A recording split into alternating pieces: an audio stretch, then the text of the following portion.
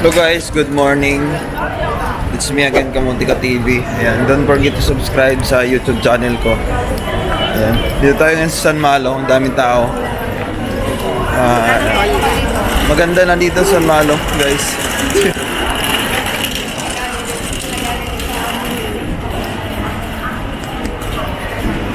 Ayan guys, gusto ko lang sagutin yung comment ng isa nating viewers about sa may green chop na daw siya.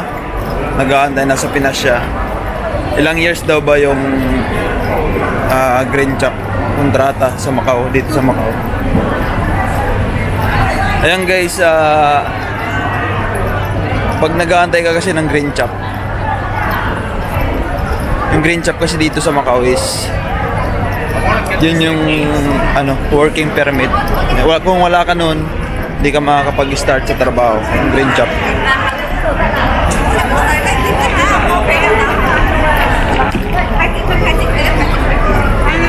Ayan guys, di ko kasi alam kung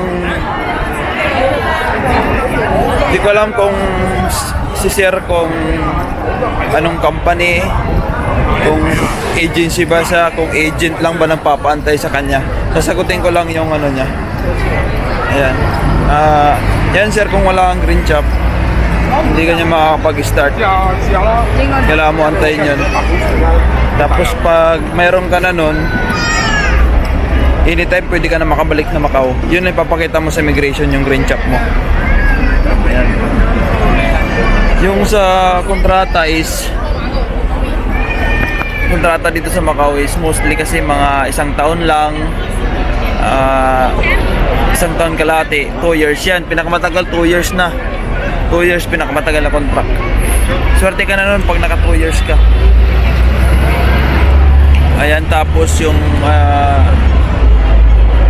yun nga, yung green chop is parang permit yan na para makapag-work ka na. Pag may green chop ka na guys is anytime pwede ka na mag-start pag may green chop ka na.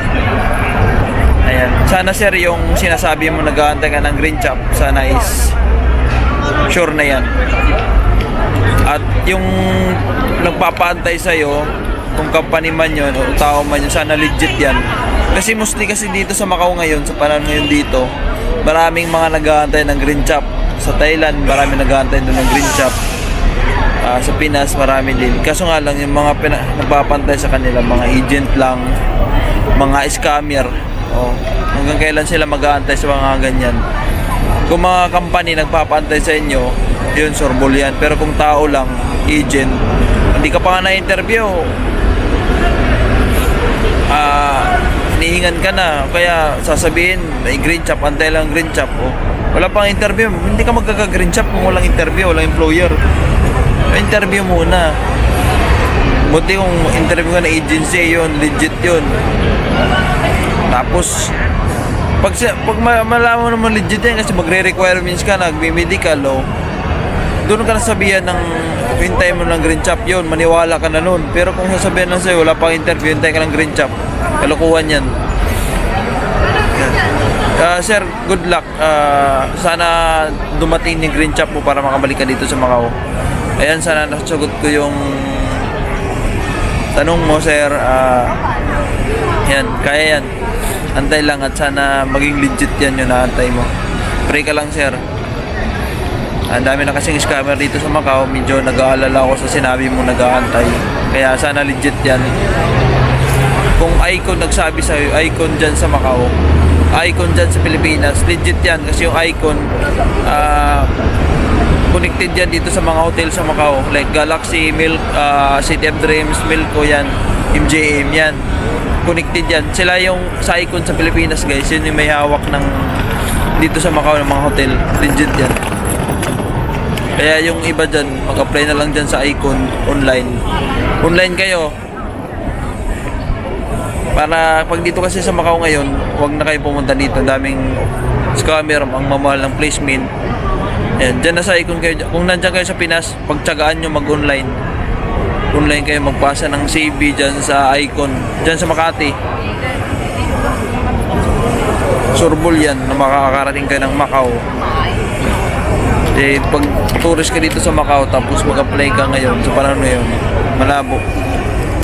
Maliban na lang kung may mag-refer sa'yo, sureball na pagdating mo dito mayroon na.